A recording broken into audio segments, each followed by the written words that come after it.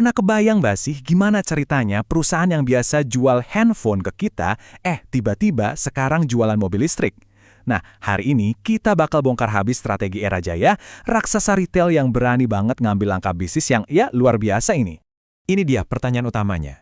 Gimana caranya Era Jaya, nama yang udah nempel banget sama gadget di kepala kita, bisa nyemplung ke dunia otomotif? Jawabannya tuh bukan kebetulan loh, tapi ada cetak biru strategi yang canggih banget, dan kita akan bedah bareng-bareng. Biar kita paham, kita bakal telusuri 5 area penting ini. Mulai dari struktur perusahaannya, kekuatan bisnis utamanya, cara mereka berekspansi, sampai visi mereka ke depan. Yuk, kita mulai. Oke, kita mulai dari dasarnya dulu. Untuk ngerti gimana mereka bisa sampai jualan mobil, kita harus lihat lebih jauh dari sekedar etalase toko Erafone yang sering kita lihat. Yuk, kita intip mesin penggerak di balik semua kerajaan bisnis ini. Dan ini dia rahasia pertamanya. Era Jaya itu bukan sekedar toko retail. Mereka itu sebuah investment holding company atau perusahaan induk investasi. Jadi bayangin deh, mereka itu bukan cuma toko, tapi lebih kayak investor super cerdas yang punya dan ngendaliin banyak bisnis lain. Nah, struktur inilah yang jadi tiket emas mereka buat lompat dari satu industri ke industri lain dengan lincah. Terus pertanyaannya, modal buat semua ini datang dari mana? Jawabannya ada di fondasi kerajaan mereka, bisnis retail teknologi. Tanpa mesin uang yang satu ini, mimpi buat jualan mobil listrik cuma bakal jadi mimpi. Dan fondasinya ini, kuat banget. Coba lihat angka ini, lebih dari $1 miliar pendapatan di tahun 2024. Ini bukan cuma angka gede loh, ini tuh amunisi finansial yang mereka pakai buat mendanai setiap langkah ekspansi mereka. Tapi yang lebih gila lagi itu cerita di balik angka itu. Lihat ini, dari rugi $13 juta di 2023, mereka bisa balik keadaan jadi untung hampir $4 juta setahun setelahnya. Ini bukan cuma sekedar pulih, ini tuh bukti nyata betapa kuat dan tangguhnya bisnis inti mereka. Dan dari mana pendapatan raksasa itu datang? Grafik ini nunjukin jawabannya. Sebagian besar, hampir $900 juta itu datang dari pasar Malaysia. Ini nunjukin betapa pentingnya Malaysia sebagai mesin pendapatan utama yang membiayai semua strategi ekspansi grup Era Jaya. Oke, jadi bisnis inti mereka itu mesinnya. Terus gimana cara mereka masuk ke pasar yang benar-benar baru?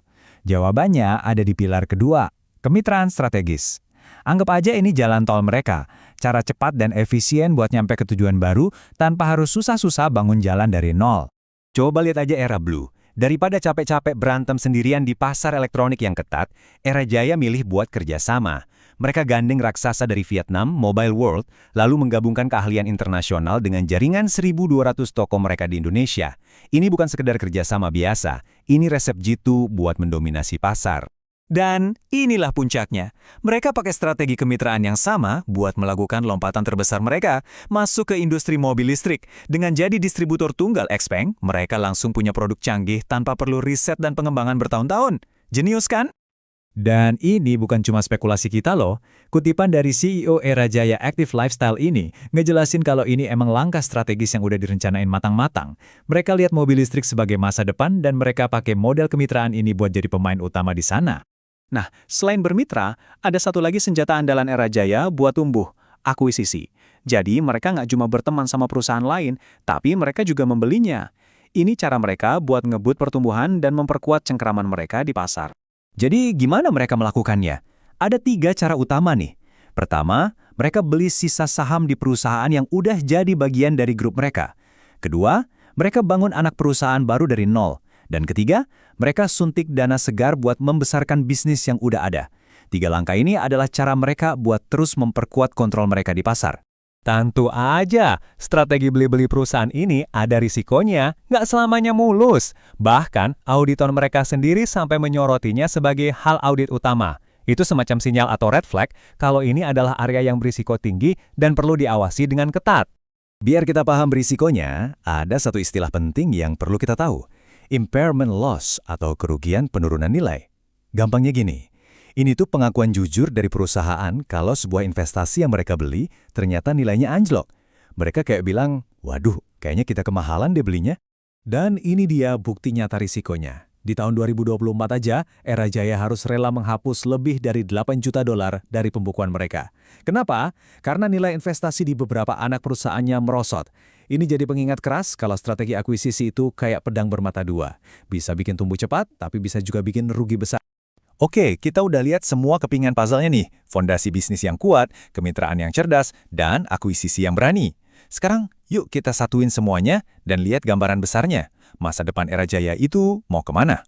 Jadi intinya, inilah formula pertumbuhan Era Jaya dalam 3 langkah simpel. 1. Dominasi bisnis inti lo sampai jadi mesin pencetak uang. 2. Pakai uang itu buat bermitra, masuk ke pasar baru dengan risiko yang lebih kecil. 3. Kalau udah paham pasarnya, baru deh lakukan akuisisi biar dapat kontrol penuh.